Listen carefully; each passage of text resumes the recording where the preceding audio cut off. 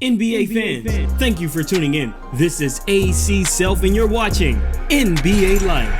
I'm sure you've read the title of this episode already, and right now, you're probably in full-fledged disagree mode. But all I can ask is that you hear me out, because this case is not as open and shut as many may think. The NBA is soft, ladies and gentlemen. That's right, SOF capital T. Soft! It's not like the 80s, it's not like the 90s. Of course, the association back then was pretty physical. There was a lot more contact, a lot more harm being done to the players, which resulted in a few things. The longevity of a player's career being lessened due to the wear and tear of the players who were punished down low.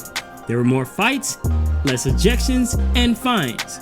These days, the league has changed so much, you can barely contest a jump shot, let alone someone attacking the rim. So with no further ado, let me explain why Alan Selph should allow women to play in the NBA. We're gonna start with the initial situation which sparked my beliefs. I have a problem with the NBA and their ticky-tack fouls. These overgrown, muscle-bound men flop and cry on the floor and get bailed out by the refs for little to no contact. If they treat the men like girls, why not let the girls play? Especially since the women we're talking about have extraordinary skill. It's no disrespect to the men or women, it's just facts. In fact, one of the main things I'm trying to do is shed light on how great I believe some of these WNBA players are, and how weak I believe some of these NBA players are. But one of the main reasons why I'm afraid for women to play in this NBA league is because of the physicality.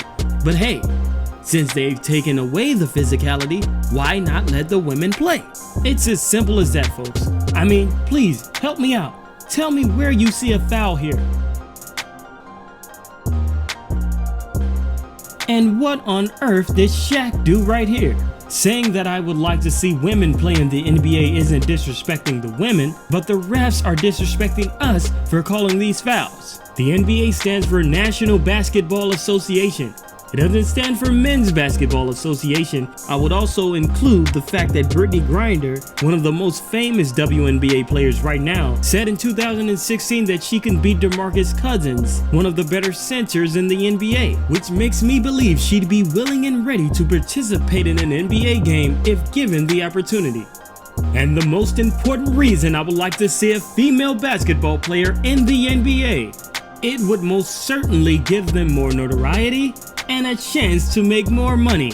If you were unaware, you will certainly be shocked to find out how underpaid these female athletes are. The official maximum WNBA salary for veteran players is about $130,000, quite a bit shy of the massive paydays and endorsement deals of their male counterparts. Right now, Phoenix's DeWanna Bonner is the WNBA's top earner with $127,000 a year, while the bottom feeders in the NBA league get paid about $5 or $6 million a year.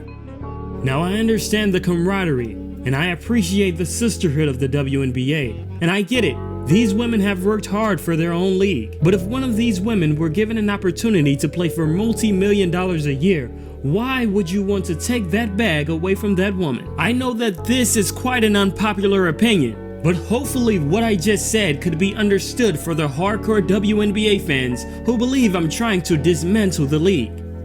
And for the NBA fan out there who thinks I'm pushing it, give it a break. As NBA fans, we've been through much worse. I mean, Charles Barkley has a segment on TNT called Who He Played For, which pretty much proves that there are NBA players and teams in the league right now that we really don't care too much to see. Before I made this episode, I shared my ideas with the WNBA fans around the world as well as the NBA Life community. While receiving feedback, one of the comments I acquired was, "Well, you probably don't know how to play basketball.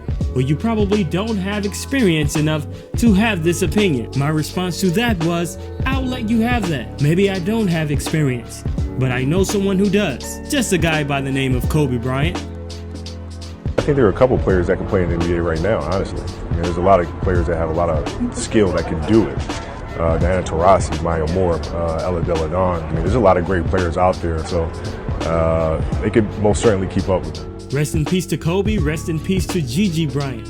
On that note, I'm gonna go ahead and Mamba on out of here. Thank you for watching. See you next time.